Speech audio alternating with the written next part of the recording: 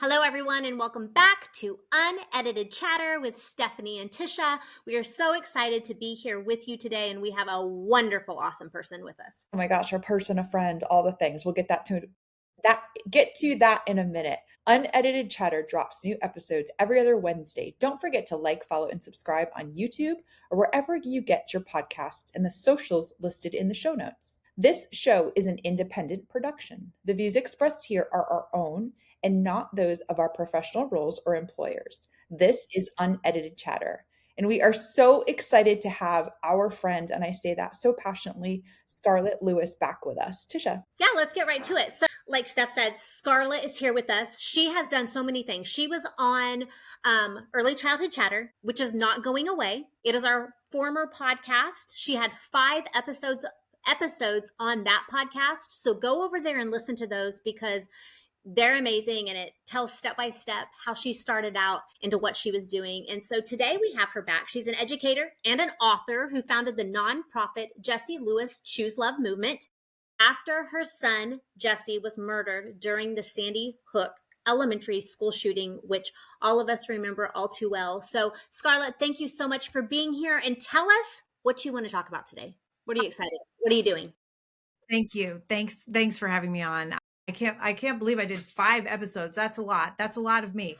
But anyway, yeah, so I've literally been, this chapter has been almost 13 years of my life. And I started, following my son's murder, quitting my job and just saying, I want to be part of the solution. And how come nobody's saying that this is 100% preventable? And how come nobody's addressing the root cause? How come there's so much focus on the symptoms of the diseases of society and not enough on the root cause? So I started Choose Love to do just that, to look at the pain, actually, to talk about things that are uncomfortable to talk about and to teach. Our program is really a lot about pain, because as human beings, we're going to have pain, physical, mental, emotional. I think it's a lot of times overlooked as a really great connector of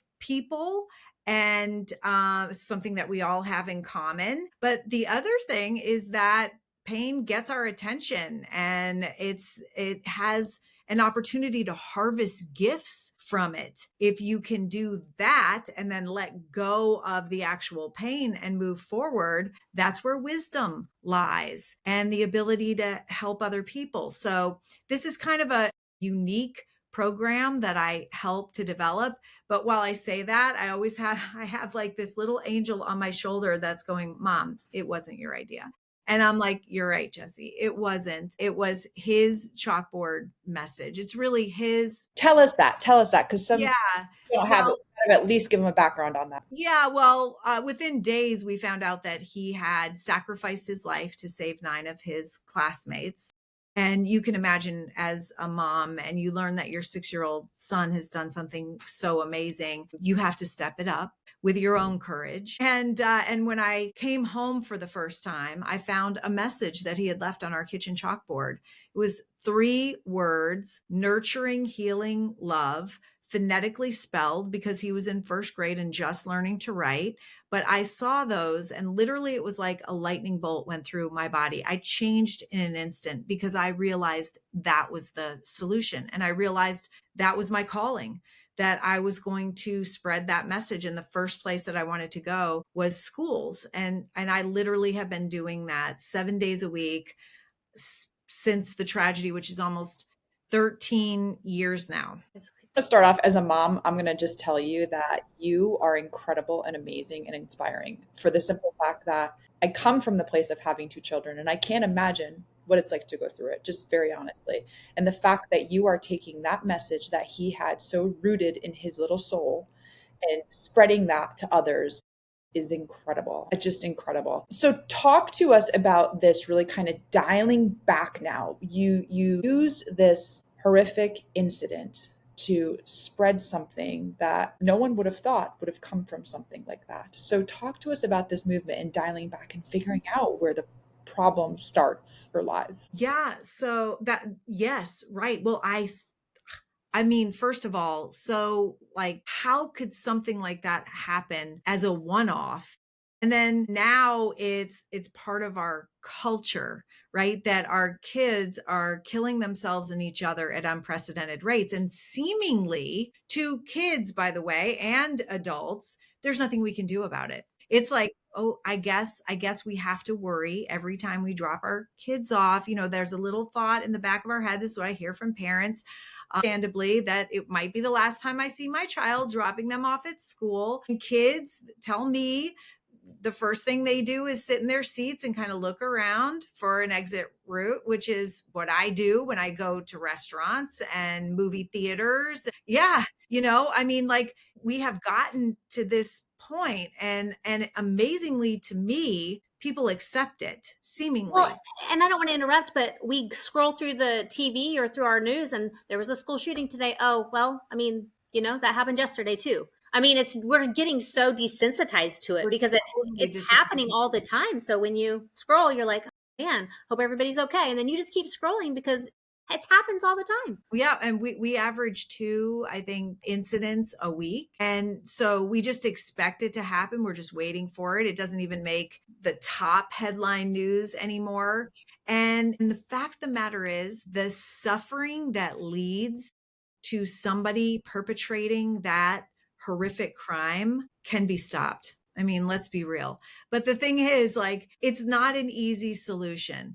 People want an easy solution. They want to be able to pass a law. Like, do you really think a law is going to change a murderous heart? I'm sorry, it's not.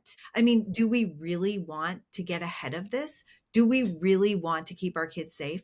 We're going to have to prioritize that. And we don't, and we haven't. And I didn't. you know, I thought, actually, I really, as a single mom, and I worked full time always, I really thought that when my child was at school, it was their responsibility. And it became my responsibility when he came home, his safety, health, and well being.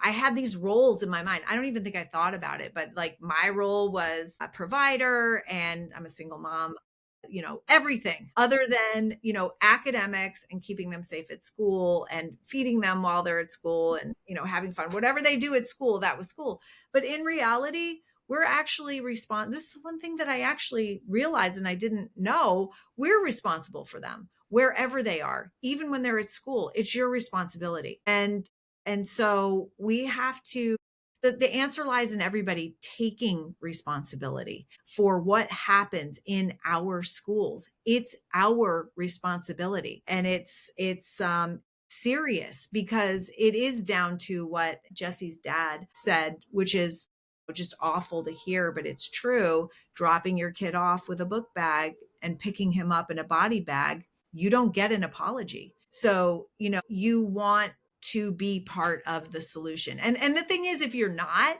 you're kind of victimizing yourself in a way that you're saying, okay, I'm very anxious and there's nothing I can do about it.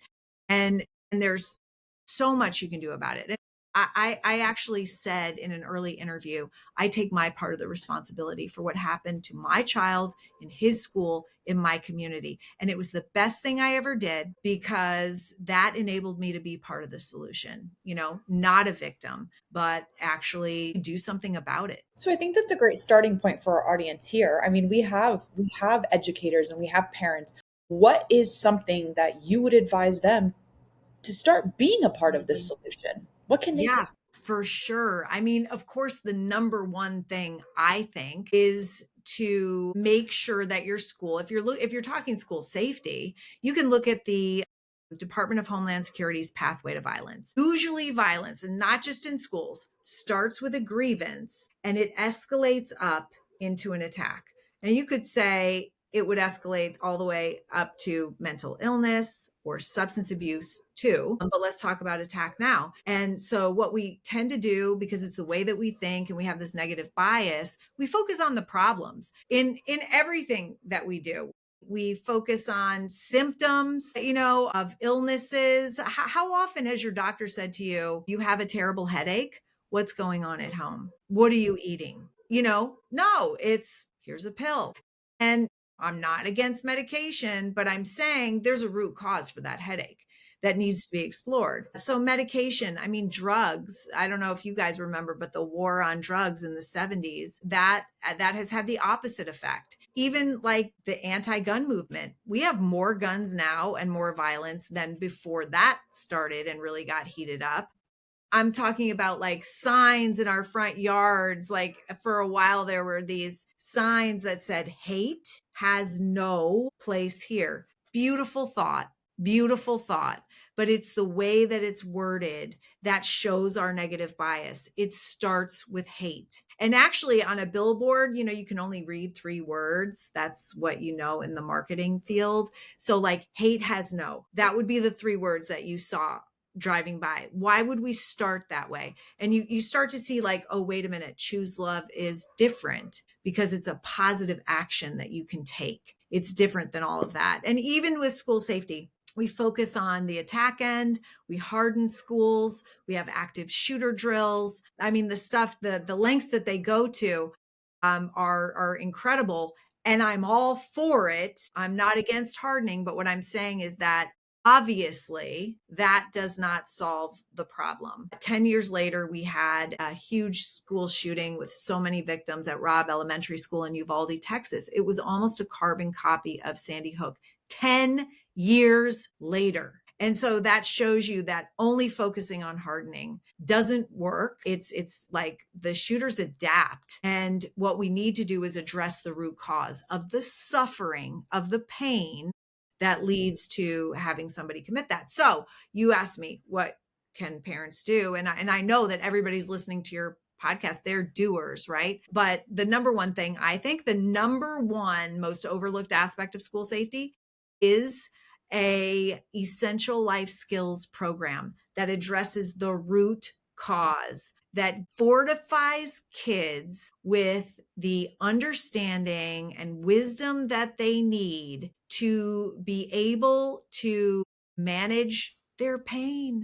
And it's like, as parents, as educators, we feel pain and we know that the kids feel pain and we know that they're going to feel pain and we don't even know what that pain is going to be in their life. But the thing that we can do is give them what they need to be able to, as I've been saying, harvest the gifts. I mean, pain is an inherent teacher. And I think we've moved way too far away from remembering that.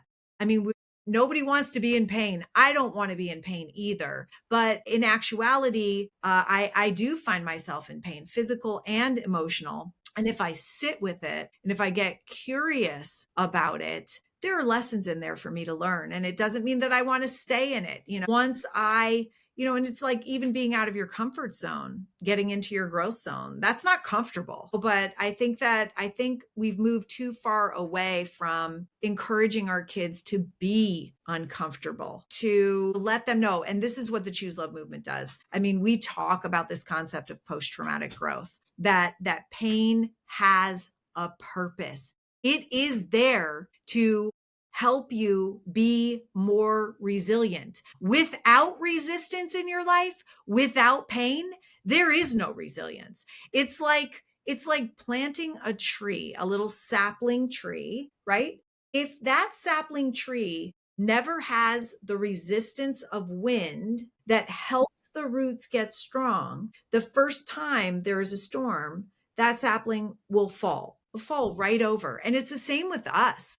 I mean, we have to be out of our comfort zone and we have to be a little challenged. We have to be a little stressed. There's so much negative propaganda, is that the word, about stress. In reality, the vast majority of stress that we have each day is good for us. It's called eustress. Sorry.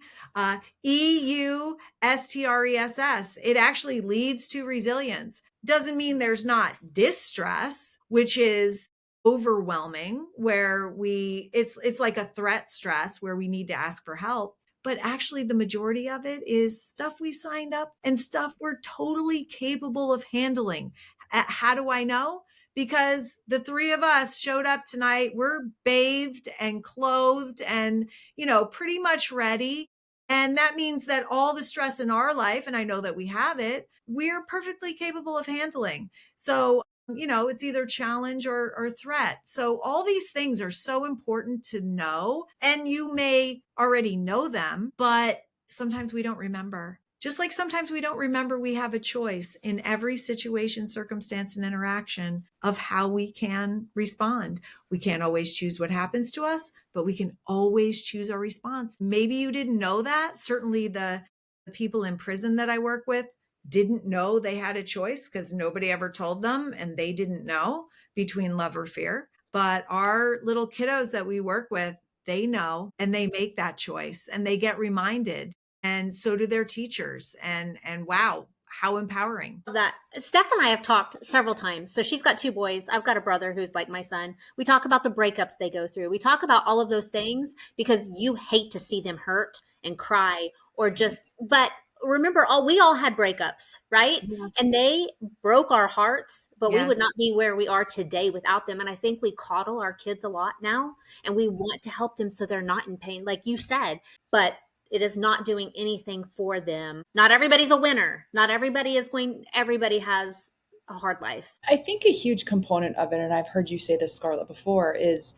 we talk about it, and I'm going to put it in the context of kids because that's a large portion of our audience, is talking and communication and making it comfortable to have uncomfortable conversations. And sometimes we don't want to have those uncomfortable conversations. But you know what? We need to have those uncomfortable conversations for growth. And we need to be a safe space for the children in our class, for the families in our class, for all of the people around us to be able to your point, grow in that uncomfortable zone.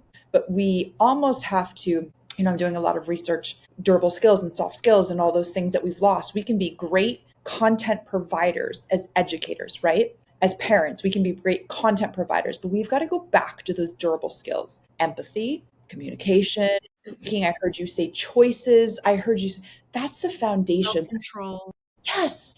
We have to build on that. It's going back to basics, and we have to do it. It's not a sexy new whatever, it's not simple and easy either. I mean, it is simple, but it's not easy. It's work. And you know what? It's work in ourselves too, getting back to those basics. But And that scares people, right? Because I don't want to talk to you about something uncomfortable when I'm uncomfortable with it. Well, how about this? I didn't even have social emotional competence when I was 44 years old and started this. And I start looking at what it entails. And I'm like, that's not me, but this is amazing. And I would love to have it. And I learned it through developing this program.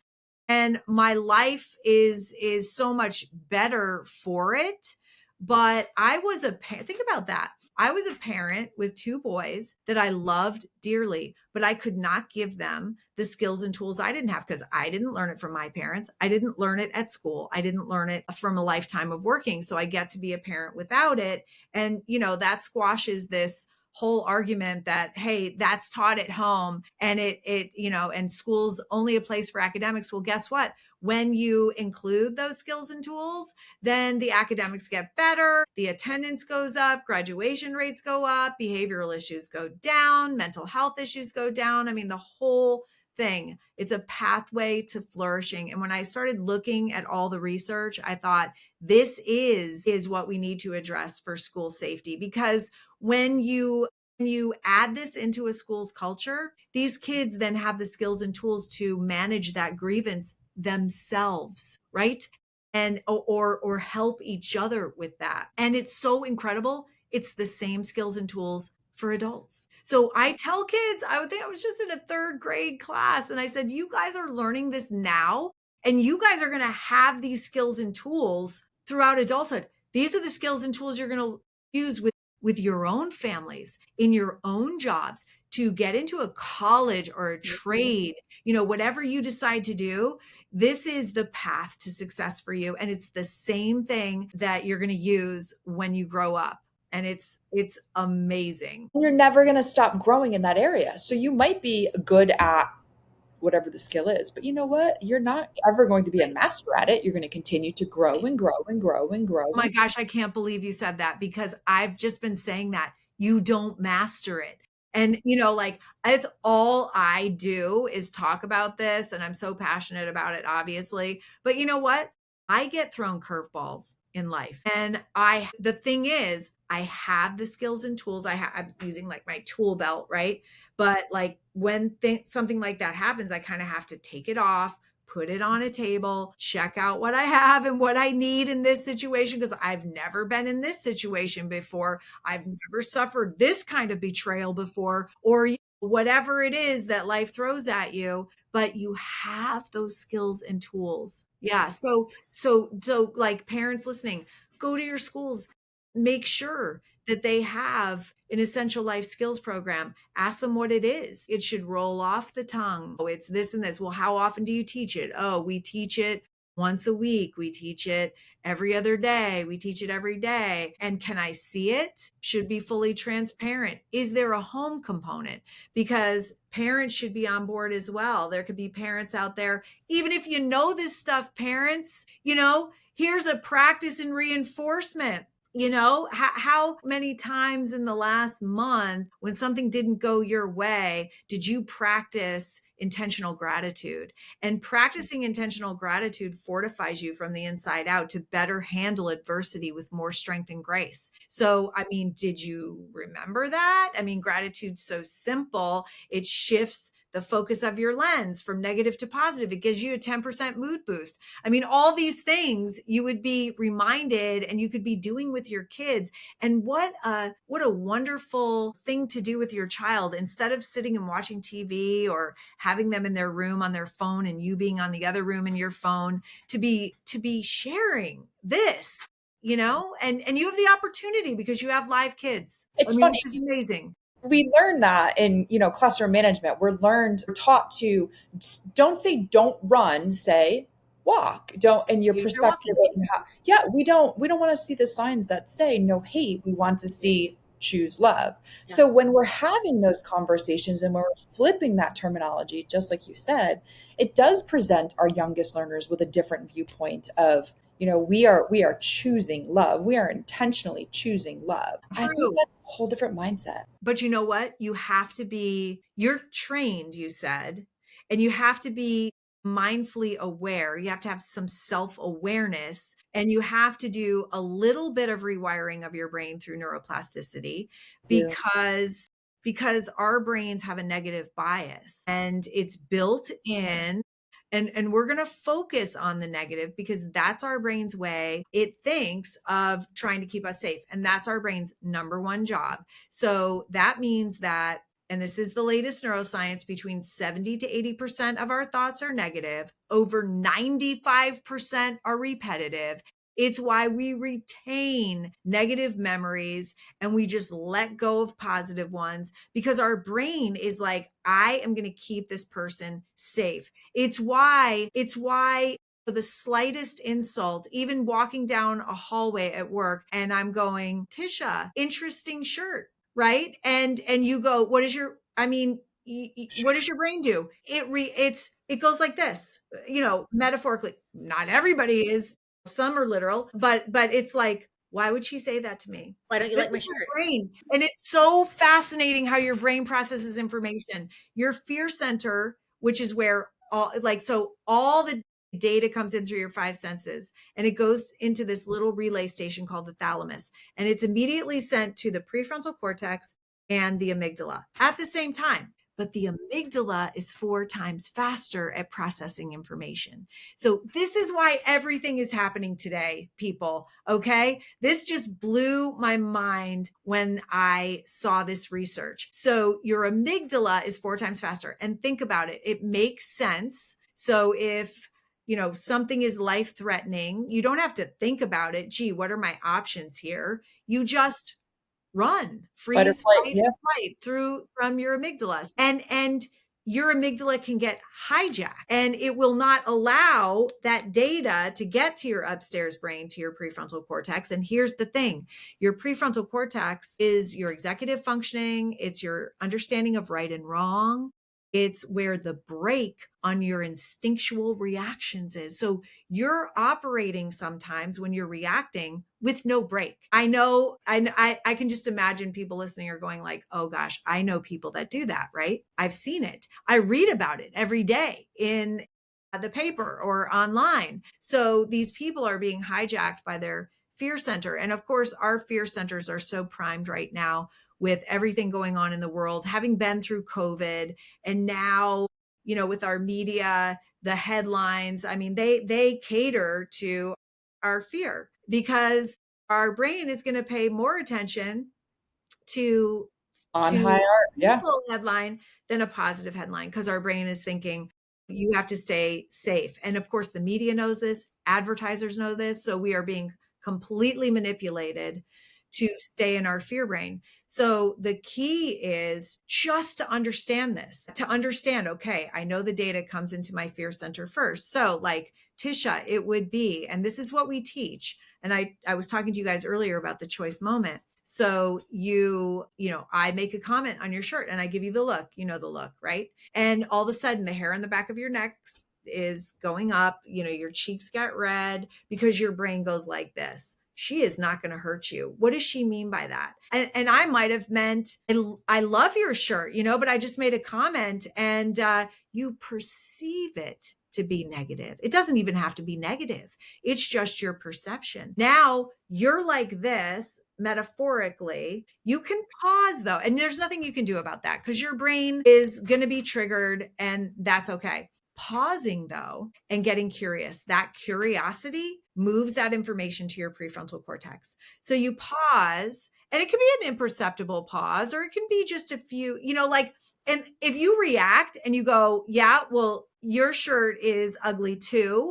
something like that, you've just handed me all of your personal power on a platter. You don't have any, and you're not even in control of yourself. So certainly not the highest and best version of yourself. But if you pause in what we call the choice moment and you get curious and you're like, I wonder what she meant by that. I've known Scarlett for quite a while. She's the Choose Love lady. I bet that she didn't mean it like it came across. Maybe she was misspeaking. Maybe something happened. So then you go to the formula, which we haven't discussed yet, but you might forgive and let it go and then have compassion. Like, hey, is everything okay? And I would say, no, I can't find the room where I'm supposed to be speaking right now. And I think I'm late and I have to set up my tech. And you go, oh, I'm going to that room. Just follow me. And it's resolved. It's resolved. But here's the thing. If you don't resolve it in the moment, we're talking adult to adult, but think of this as like kid to kid and in a bullying behavior situation. I say bullying behavior because I don't like labels and I don't like calling kids bullies, because what is the definition of a bully? It is a human being in pain. That's what I say. Like there are two kinds of people good people in pain. So that is somebody that has learned that behavior. It's somebody that is currently being bullied or is trying to off-put their pain in some way or another. So think about this now in that situation. If you had just reacted from your fear center and you didn't know about the pause and the power of choice and retaining your personal power and elevating yourself and not escalating, you would say that to me and it would escalate. I might say something back and then it certainly wouldn't rectify the situation. And by the way, you get a hit of dopamine for doing that, for being mean back. Our brain rewards us because our brain wants us to defend ourselves. Is that fascinating? No, because I was going to say, but it makes you feel better because it does. When it makes that's why, because your brain's trying to offset that pain, that initial pain point that you felt with dopamine because you went back at that person. That's crazy, right? But if you pause and you get curious and you thoughtfully respond, we call it thoughtfully responding with love. We call it making a heroic choice because it really is based on the way that your brain is wired to defend. When you thoughtfully respond, you get a lasting lift of the happiness quartet, which is And I always say, don't worry, I'm not taking your dopamine away. It's dopamine, it's oxytocin, the love hormone, it's serotonin, your body's natural mood stabilizer, and it's endorphins, your body's natural painkiller. So you get all of this chemical wash that gives you a lasting lift of feeling good because you've made the right choice. You have in essence really defended yourself by choosing the high road, and thoughtfully responding is the highest and best version of yourself. You maintain your self-control, you rectify the situation, and you can move forward. And you've also most likely a little bit from your fear channels in your brain and added to your love channels through neuroplasticity. You're changing the wiring of your brain. So then the next time it's just a little bit easier. Okay. So we're going to stop at this today because we're going to have you back on. We're going to talk about your choices. I love that, positive choices. I want teachers and families to know how to do that. We're going to talk about your Choose Love movement. When you go into the schools, what are you talking about? What are you doing? How, if somebody wants to contact you, how to get there. And then I also want to talk about the bullying stuff that you just covered. So I knew that this was going to be a lot of information because you are just so amazing at what you do. I can tell you are passionate. And those are the kind of people we want here, because we want people that are passionate for children, families, and communities. So Scarlett, thank you for being here today, and you will be back, right? Absolutely. Thank you for having me. Thank you.